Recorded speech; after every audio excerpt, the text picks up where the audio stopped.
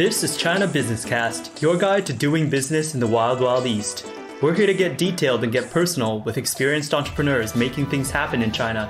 If you want to learn from on-the-ground accounts of how business actually gets done, this is the program for you. Hello and welcome back to China Business Cast. So it's been a while and I finally finished up my 2 months trip in North America and in Thailand, and I'm back in Shenzhen. So China Business Cast is back to the regular bi-weekly publishing schedule. So thanks for sticking around and staying subscribed to the show. Now let's get right into it. Today's guest, Frank Lavin, is the CEO of Export Now, a company that helps international brands sell to Chinese consumers via Tmall, China's largest B2C e-commerce platform. Among the brands Export Now works with are the National Football League and Tabasco sauce. The company handles everything from customs clearance to localization to trademark registration to order fulfillment and customer support, making selling in China a turnkey experience for international brands. Today, we're here to chat about the e-commerce market in China and some of the intricacies of bringing foreign brands to China. Welcome to the show, Frank. Thanks, JP. Good to be here. Fantastic. I'm very excited about this topic today. E-commerce is one of my passions, and e-commerce in China is such a big opportunity. And I'm really digging into some of the intricacies, of bringing foreign products into China and the process of marketing those products to Chinese consumers online via e-commerce. JP, I think you sum it up well. We could say two of the most powerful business trends in the world today are the rise of the Chinese consumer and the rise of e-commerce. And our little company deals with both of these trends, so it does make it exciting, it makes it fun, and it also, we hope, makes it profitable for the companies with which we work.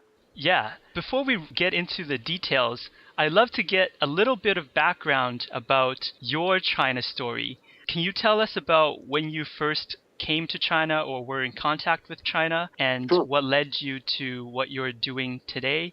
Well, tell you, JP, for most of my adult life, I've had a China passion or China orientation. I started taking Chinese as an undergraduate student at Georgetown University. I did studies abroad in Taiwan at National Taiwan Normal University, worked on my Chinese, continued my Chinese studies back in the U.S., but then had a chance to serve in China, work in China, both in government, in the U.S. government, and in the private sector with Citibank and Bank of America. In government, I worked at the U.S. Commerce Department in the first Bush administration and in the second Bush administration, worked on China export promotion, China trade negotiations, China investment, just helping U.S. companies succeed in China. And I did kind of the same work when I was in banking. I worked for Citibank and Bank of America, but it's somewhat the same work or somewhat the same goal, which is we're simply trying to help our clients, our customers, succeed in the market. And of course, from government, it's on a policy basis, on a trade promotion basis. On banking, it's more of a financial set of questions, but it's broadly speaking, at least the same orientation. So I'd spent much of my professional life in that space. And then about 3 years ago, we set up Export Now, this new company, solely to work in the e-commerce space in China and help foreign companies succeed in that channel. So 3 years ago, let's take a step back into the beginnings of the business. What was the opportunity you saw in 2010, and why did you decide to pursue it then? Right. What I saw in 2010, and this is a pattern that's gone on for a number of years, is the enormous growth in e-commerce in China. That China, although it's the second largest economy in the world, it's the largest e-commerce market in the world. And it's the fastest growing e-commerce market in the world. So there's an extraordinary opportunity there for businesses if they can get into that market.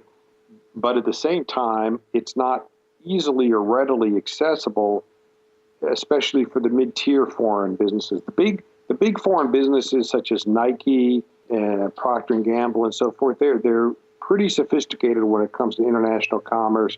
They have a long China experience, and they can come to terms with China e-commerce on their own.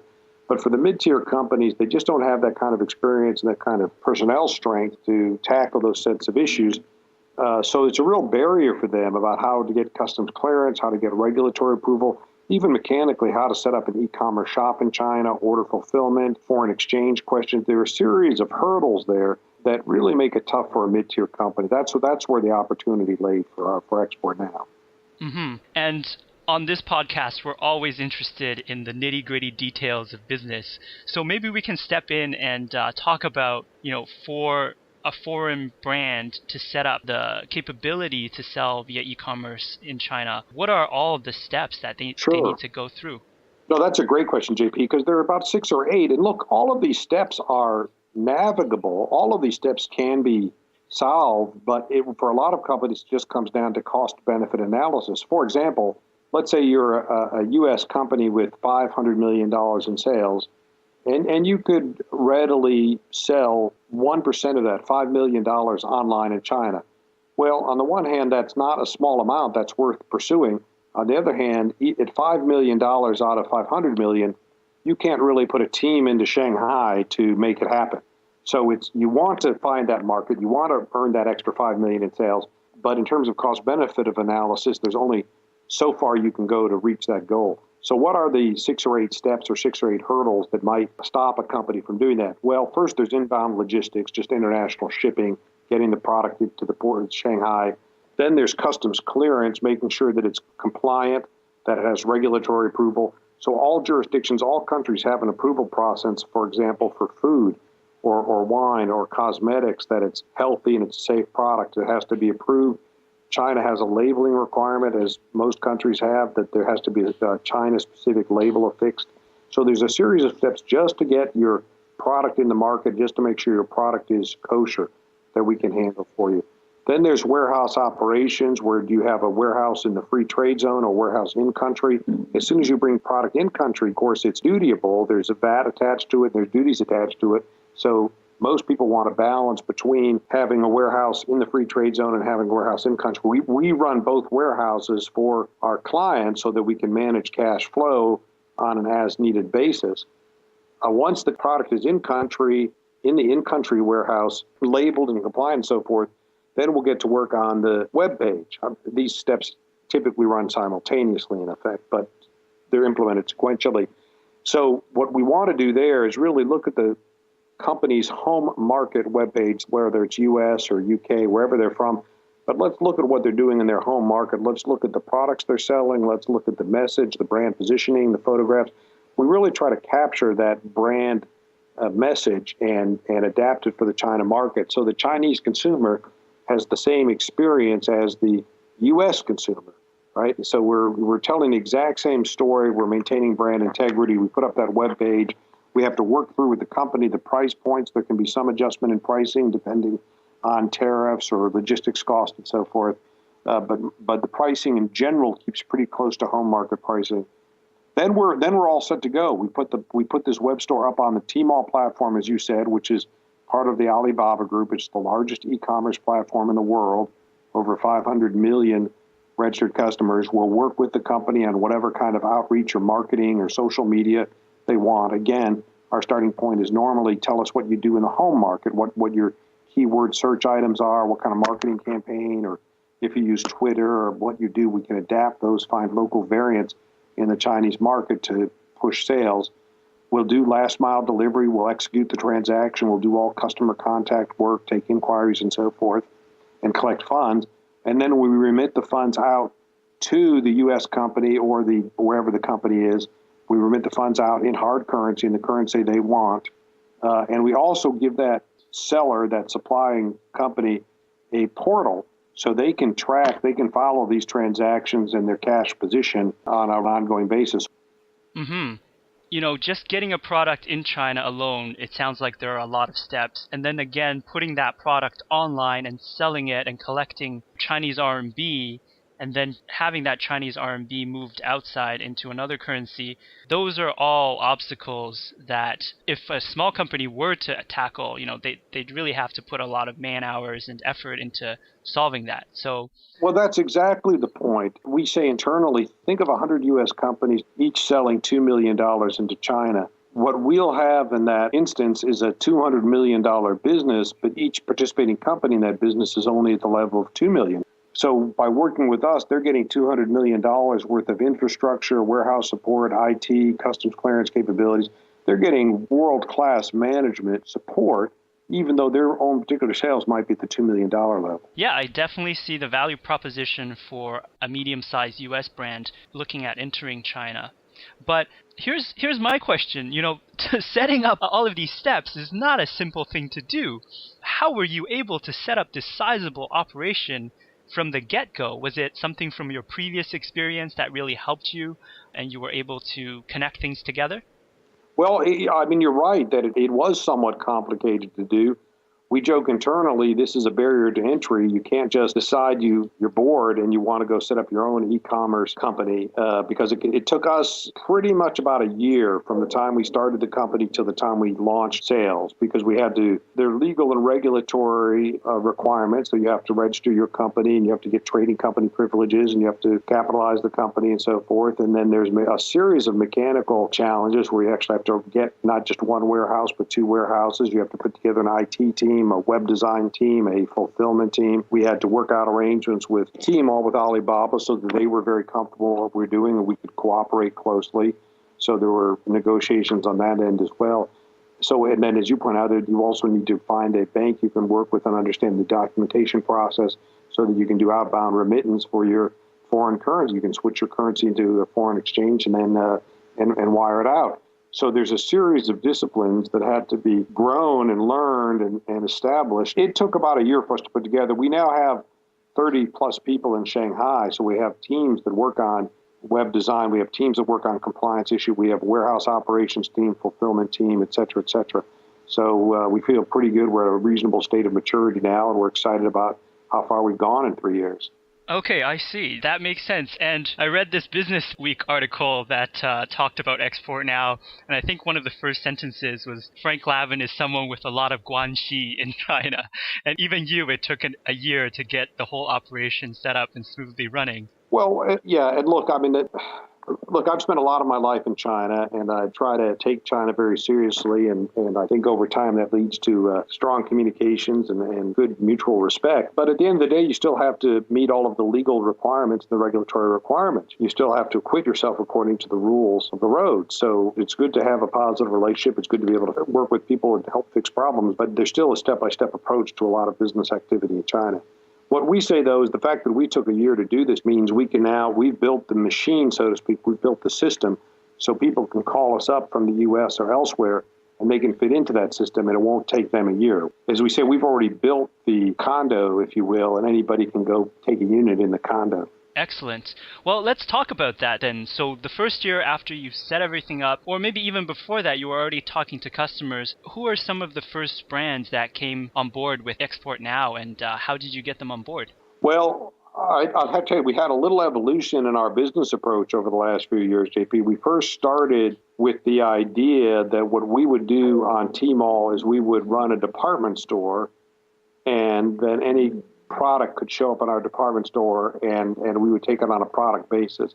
So in the initial year of activity, we focused much more on specific products. In the second year, we focused more on brands and strategic market entry to China. So we do have a department store, and we do have products on the store. It's been more fruitful, in our view, to focus on flagship stores and larger scale market entry approaches where one company might have dozens or even hundreds of products. And that just shows a more serious commitment, a more serious budget approach to the process. I see. So instead of just setting up one Tmall store where you may be carrying products from all of these different brands, you sort of have a flagship Tmall store for representing that brand in China and the multitude of products, right? Exactly right. And again, I think this has something to do with the increased awareness in the United States of the importance of the China market, that it's not just a distribution channel, it's not just a place to sell your product, but it's a strategic market for U.S. companies. You've got to, sooner or later, develop a China strategy. You've got to have some kind of China footprint. And an e-commerce flagship store allows you to immediately establish that national presence. So your brand is known, people can find you in search engines easily, you can start the discussions. And what we've seen, JP, over the last year or so, is that it's the e-commerce store is now the gateway to traditional channels. Once you're in the market and selling, it's easier for a traditional channel to start the discussion because your product now has credibility in the market. It's now proven in the market. And you can sort through, is there a chain of stores in the city that might want to also carry your product? So it makes a much more powerful traditional channel discussion just to get your product online. Yeah. So let's now shift attention a little bit, and I really want to get your thoughts and your perspectives on the e-commerce market in China, because you're sort of in the trenches and living it. We all know, I think some of the stats are, Taobao or Tmall has more sales than Amazon and eBay combined, and they sold over 1 billion in one day on, I think it was November 11th or something like that. Can you paint a broad picture of what you see as the current e-commerce market, and also where are people buying in terms of the stores, and what are people buying online? Yeah, you put your finger on it. The Chinese e-commerce market is the largest e-commerce market in the world, and that's a fact that surprises a lot of Americans because we know the U.S. economy is still larger than China, so how could the Chinese e-commerce market already be larger than the American? Well, in our view, it's because the U.S. has a much stronger traditional channel system where there's shopping malls and department stores and very well-established patterns of distribution and commerce in these traditional channels. China never really built that out. They were just starting to build that out with the advent of e-commerce. So the United States and Europe would be similar to the U.S. has 100 years or 200 years of commercial history in traditional channels, and China just doesn't. So the point is you don't have the shopping mall density, you don't have the car ownership in China that you'd have in other markets. So it's, for a lot of people, it's just easier and faster to go online. So for a lot of groups, particularly younger people, more tech-oriented people, e-commerce becomes a preferred channel, and the store is the second best alternative, right? So it really drives commercial activity. As we say, in the U.S., e-commerce is icing on the cake, but in China, it's the cake. In the U.S., e-commerce can account for about 7% of retail sales, but in China, e-commerce accounts for about 30% of retail sales. So just a much bigger phenomenon. Now, in that world, one big difference with the U.S. is most sales in China are done on platforms, such as Tmall being the dominant platform. In the U.S., most e-commerce sales are done on standalone store basis. So, for example, if you wanted to buy a Nike shoe in the U.S., you would just go to Nike.com and you'd be talking to the Nike store. If you wanted to do this in China, you would go to Nike.Tmall.com. So it's a Nike store, but it's on the Tmall platform. So something like 80% of e-commerce transactions in China take place on a platform basis, and all of our stores are on the platform. This is for a few reasons. One, let's not forget that no matter how strong or powerful your brand is, it's known a lot less well in the new market, in the China market, than in the home market. So it's helpful to you and helpful to the consumers to aggregate this on a platform where there's a lot of traffic and a lot of activity. You're just much more likely to get seen. It's a lot less expensive than having to build out your entire brand from scratch in this new market. So that's one key reason. You just have all the traffic on the platform. The second key reason is the question of brand authenticity or brand piracy in China, where this can be more of an issue in China than it is in more developed markets. So Tmall's got a solution for this because Tmall is purely a B2C platform. The only entities that may sell on Tmall are the original manufacturer or authorized agent, meaning no unauthorized third party. So when you go to the Nike store on Tmall, you are talking to Nike. You're not talking to somebody who just got some secondhand Nikes or someone who pirated some Nikes or informally got some Nikes somehow. The only people selling Nikes on Tmall is Nike. And that's enormously reassuring to the Chinese consumer that there's brand integrity. So we have to go through a rather elaborate series of steps. When we bring a new company on board, we have to prove to Tmall that we are the authorized agent. The company has to have documentation that says we are the official agent for the company. We have to be able to go back and talk to the company's lawyer to validate this. So we can take several weeks before they approve the fact that this store is the official store. Mm-hmm. Yeah, I definitely see that as something that's different from sort of North America and China. So much of the transaction volume is over these platforms. And I believe, the trust and, brand issue is a big part of the reason. Yeah, absolutely right. And indeed, I think in China, it's also one of the reasons why the e-commerce channel is preferred to the store, because on Tmall, you're only going to find the official product, the authentic product. But in a store, you can't be 100% certain what you're going to find. I mean, there are even people who've gone so far to set up entire stores that are not authorized stores. So people being quite creative when it comes to piracy and fakes. And Tmall is one way of ensuring the consumer is protected and the manufacturer is protected. Yeah, I've even heard of an entire hotel that was like a pirated Sheraton hotel. So all the signs and everything looked the same, but it was not part of the Sheraton, Starwood chain. Yeah, Yeah. definitely these things are a little bit unique to China. Yeah, some very creative folks out there. hmm Okay, so the other thing I'd really like to talk about is, so we have these stores and we've established them on the best B2C e-commerce platform in China. How is marketing done for e-commerce in China, and how does it differ from the West? So a lot of the West is, search engine optimization, obviously, and then advertising, and also, Twitter, Facebook, social things. Is it similar in China? It is very similar. There are. We'll talk about the differences, but to start with the similarity point, what we try to do when we onboard a company is we try to have a series of discussions with them about tell us how you do e-commerce marketing in your home market. Tell us what platforms you're on, what word search activity you undertake, what SEM work and banner ads you do, social media and outreach and so forth, promotional work. Tell us, do you have a Facebook page and so forth. Walk us through everything. Let's do it. Let's do diagnostics on what you currently do. And then let's talk about adapting this to China. But let's do it on an experimental basis. We're not 100% sure what will work or if it will work as well or so forth. But at least we have a lot of data from the home market that we can start with. So we normally start in that vein and spend several months with a pretty high pace of experimentation, experimenting with different words, different activity, and so forth. But I would say we usually end up with about 75% of the activity being adaptation of the home market activity and about 25% being new specifically for China. So it's a blended outcome typically at the end. The great thing about e-commerce is you get real-time data. You know what your clicks are, you know what your hits are, you know what your sales are, you know what repeat visits are. So you can get data very, very quickly, and you can adjust in real time as well. Mm-hmm.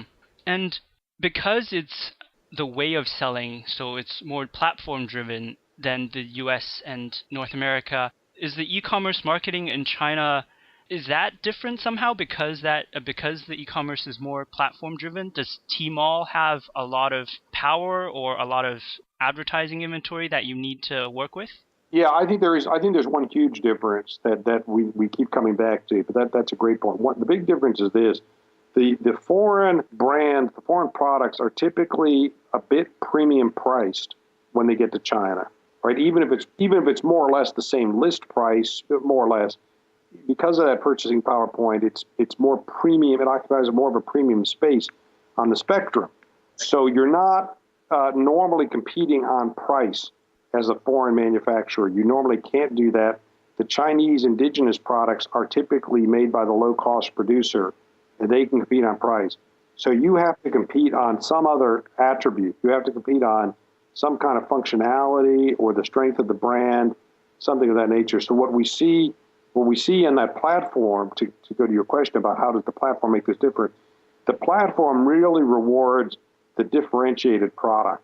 And to my mind, that's the same thing as saying it sort of punishes the mass product or the undifferentiated product. If you're not differentiated, you're in that mass space, you really are then competing on price. And watch out, because that's hard to do as a foreign product. And even if you sort of win, you sort of lose because you're giving up a lot of margin and so forth, right? So you've got to really be in that differentiated space, and the consumer respects that you're bringing something very special. It might be because the strength of the brand. It might just be because there are attributes to the product that nobody else has. For example, if you make a specialty part for a car, right, this could have a significant appeal in China because China's got as many car fanatics as the United States has, right? And if you are a car fanatic, that specialty part means a lot to you. Maybe for 98% of Chinese car drivers and owners, it doesn't mean anything. They just use the car as a functional way to get around town. But for that 2% that really love their car, they want that specialty product. So that's a highly differentiated product that they don't mind paying a bit of a premium for because it makes them feel better about their car. Mm-hmm. Interesting. Yeah, that's a very good point about price competition as well. These platforms really make it easy for you to compare price. Yeah, I would say you put your finger on another element of a platform-based is that the social dimension of consumer behavior is stronger in China than the United States. So in China, people are more likely to do the comparative activity, more likely to share data with friends and look at reviews, more likely to contribute a review or a comment. So it's more of a social or crowdsourced activity in China than it is in the United States. Interesting. So you work with some very well-known brands and help them with the e-commerce channel in China. Can you talk about perhaps one or two examples of specific brands and how they've been received by Chinese customers? Is there anything that surprised you? Yeah, there's always something. We learn every day in China. I think what we'd say about e-commerce with humility is not necessarily that we have all the answers, but that we can get on top of the answers very quickly and inexpensively, and we can adjust. And that's the beauty of e-commerce is the data. The data tells you the answers, and so it's how quickly you get on top of that is really what differentiates, I think, a successful undertaking from a less successful one. But I'll give you some examples. You mentioned in the introduction, we do the National Football League. We're very proud of our relationship with the NFL, and we're launching in October the official NFL store in China. We're excited about that just as the season gets underway. And so that will have the range of NFL jerseys and shirts and caps and Wilson footballs and other great product that everybody loves. And that's just been a terrific relationship. We've been working with the NFL for over a year, selling products and testing different products on the department store I mentioned, and now we're going to a full-blown store, which is a great step ahead. The other interesting flagship store that we started in May is for a specialty rainwear company in the U.S. called Totes, T-O-T-E-S. But Totes makes umbrellas, collapsible umbrellas, and then raincoats, rain caps, specialty rain boots, and so forth. So a series of rainwear-related apparel and accessories that are just terrific. And they're a great company to work with. They have a terrific brand presence and brand image. The product fits very well, I think, with the increasing sort of desire of urban affluent Chinese to be stylish and to be comfortable in what they have and what they own.